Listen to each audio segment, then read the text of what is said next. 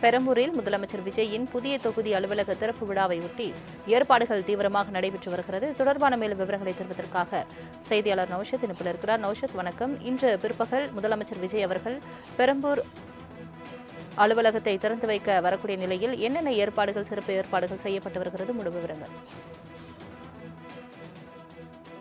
MLA குறிப்பாக MLA அலுவலகத்தை திறந்து வைக்கும் ஜோசப் விஜய் வருகையொட்டி 2000 காவலக பாதுகாப்பு பணியில் ஈடுபட்டிருக்கிறார்கள். மிக முக்கியமாக திறப்பு விழா நடைபெற உள்ள நிலையில் அதற்கான முதல்கட்ட பாதுகாப்பு மற்றும் நிர்வாக ஏற்பாடுகள் தீவிரமாக நேற்று நடைபெற்று வந்தது.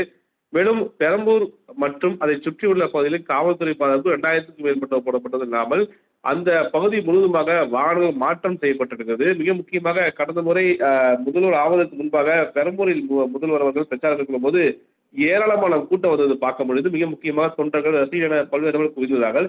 தற்போது முதல்வர் பிறகு பெரம்பூரில் இருக்கக்கூடிய தன்னுடைய தொகுதியில் சட்டமன்ற அலுவலகத்தை தொடங்கியிருக்கிறார். அதுக்கு பிறகாக மிக முக்கியமாக ரேஷன் கடையில் முதல் கட்ட 4 பேருக்கு மிக முக்கியமாக குடும்ப அட்டை வழங்குகிறார்.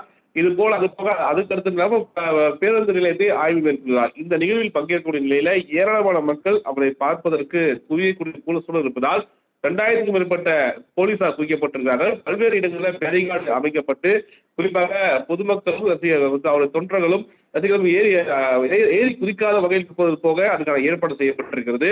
மேலும் மிக முக்கியமாக அந்த சட்டமன்ற உறுப்பினர் அலுவலகத்தை பொறுத்த வரைக்குமே மிக பிரம்மாண்ட ஏற்பாடு செய்யப்பட்டிருக்கிறது. பூக்களாலும் தோரணைகளாலும் அலங்கரிக்கப்பட்டிருக்கிறது.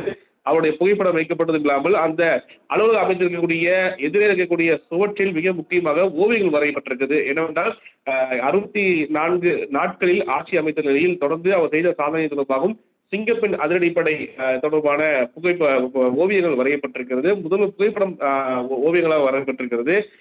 உள்ளிட்ட சட்டமன்றத்தில் நிகழ்த்தி காட்டிய நிகழ்வுகள் போஸ்டாகவும் போட்டோவாகவும் அங்கே வைக்கப்பட்ட காட்சிகளை பார்க்க முடிகிறது. தொடர்ந்து ஏராளமான போலீசார் பாதுகாப்புக்கு இடையில் தமிழக ஜோசப் விஜய் பெரம்பூர் இருக்கக்கூடிய சட்டமன்ற அலுவலகத்தை திறந்து வைப்பது என்பது மிக முக்கிய ஒன்றாக பார்க்கப்படுகிறது. சலோமி, தங்களின் முழு விவரங்களுக்கு நன்றி நௌஷத்.